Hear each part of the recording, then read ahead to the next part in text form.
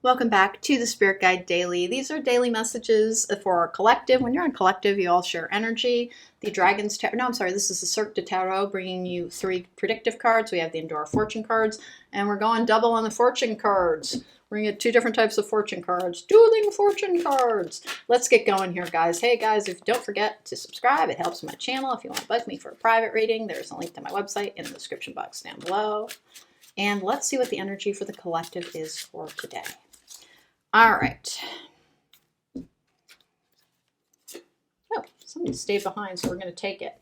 I have the Four of Wands in the upright. Those spirit messages, spirit guide messages. It can be twin flame connections.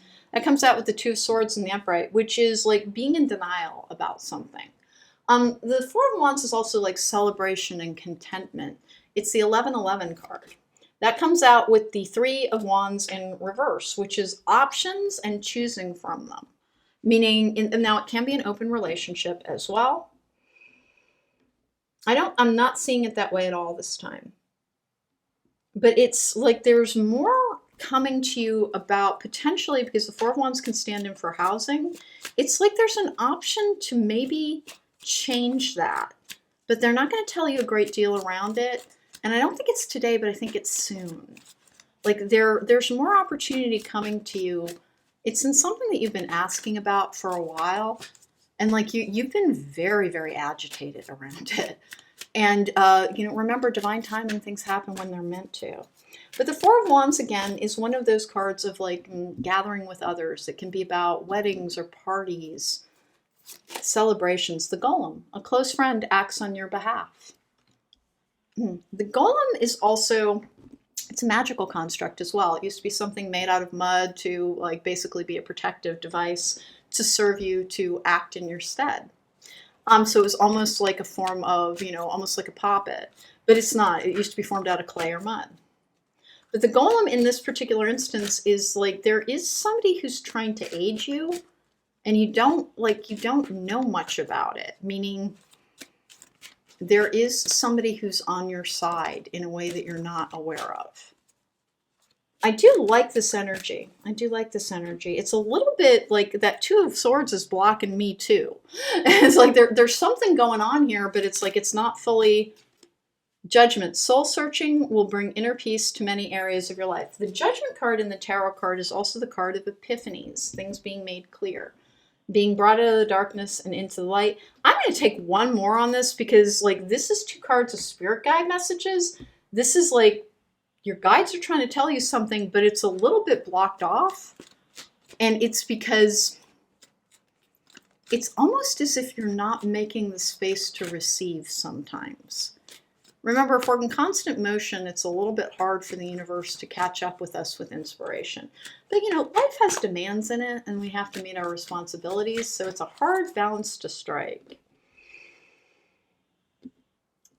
It's like something is expanding around your purpose and your job, but that they won't tell you much before it happens.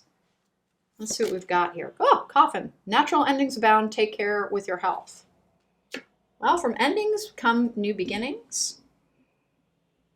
It really is like there's somebody is acting on your behalf. Now, it could be like an HR person, like, plug-in for you if you've just had the interview and you weren't sure it went all that well. Like there's somebody who's advocating for you in a way that you're not aware of.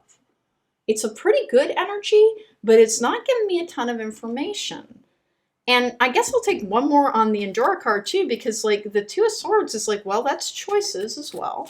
But it can be your intuition being blocked. The Queen, love and prosperity. Listen, one fell out with that too, and I know it's a lot of cards for one day, but the key, locked doors can now be opened. And with that Four of Wands often talking about housing situations, it's like there's an opportunity coming to you that like just don't try and go after it. Don't try and go after it. Allow things to come to you more than you do. Because I think you have a really hard time sitting and waiting. If you're sitting and waiting, you think, I must have missed something. I'm not doing what I'm supposed to. And sometimes like what you're supposed to do is learn how to relax into the idea that you're not alone in this. And you have a really hard time with that, apparently. And your intuition starts shutting down the more frantic you become. So keep that part in mind. There's nothing wrong with your intuition. If you feel like it's really on the fritz, it's not.